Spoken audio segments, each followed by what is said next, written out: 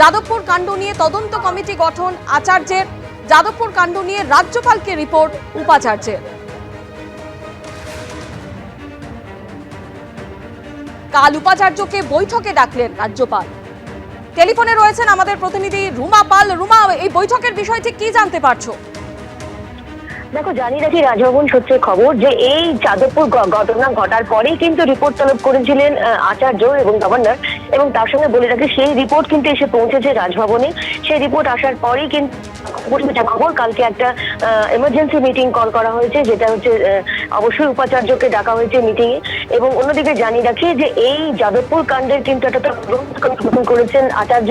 এই পুরো প্রক্রিয়া কিন্তু রাজভবনের তরফ থেকে নেওয়া হয়েছে। তবে যেহেতু কালকে এমার্জেন্সি মিটিং কল করা হয়েছে, অন্যদিকে উপাচার্য তিনি হাসপাতালে ভর্তি, সেক্ষেত্রে সেই মিটিং এ কি হবে, সেই মিটিং এ তিনি আসবেন কিনা এবং মিটিং পরবর্তীতে কি হবে সেটা অবশ্যই কালকের দিকে আমাদের নজর থাকবে। তবে এই মুহূর্তে কিন্তু রাজভবন সূত্রে খবর যে একটি ইনকোয়ারি কমিটি গঠন করছে আচার্য, এবং তার সঙ্গে সঙ্গে এমার্জেন্সি মিটিংও কল করা হয়েছে কালকে।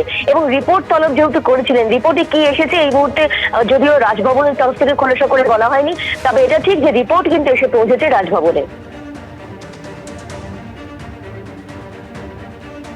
ধন্যবাদ রুমা। আপনারা জানেন যে গতকালই হাসপাতালে ভর্তি হয়েছেন যাদবপুর বিশ্ববিদ্যালয়ের অন্তর্বর্তী উপাচার্য ভাস্কর গুপ্ত, এবং হাসপাতাল সূত্রে যা খবর এখন তার শারীরিক অবস্থা স্থিতিশীল।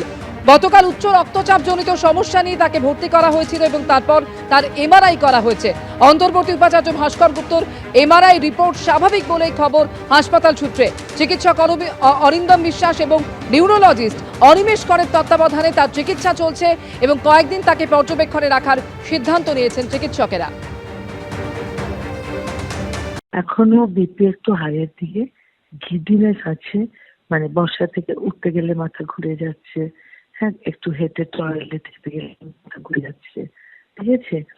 আর একদিনের ভেতরে তো হবে না, ওরা বোধহয় একটা করোনারি এনজিও করার প্ল্যানও করছে। কালকে তো এমআরআই করেছে, দেখা যাক। এখন একটু তো আমাদেরকে একটু তো ধৈর্য ধরে দেখতে হবে ওর কি অবস্থা। আমরা যেটা কি আমাদের মেডিকেল স্থিতিশীল বলি, সেটা এখনো বলতে পারবো না। শিক্ষামন্ত্রীর গাড়ির ধাক্কায় আহত ছাত্রের অবস্থা স্থিতিশীল, ইন্দ্রানুজের শারীরিক অবস্থা স্থিতিশীল। কাল ফের বৈঠকে বসছে কেপিসির মেডিকেল বোর্ড। এখনো ইন্দ্রানুজের বা চোখের পাশে 14টি সেলাই, আগের থেকে চোখের পাশে ফোলাভাব কমেছে। পায়ের আঙুল ভাঙায় এখনো হাঁটতে পারছেন না ইন্দ্রানুজ।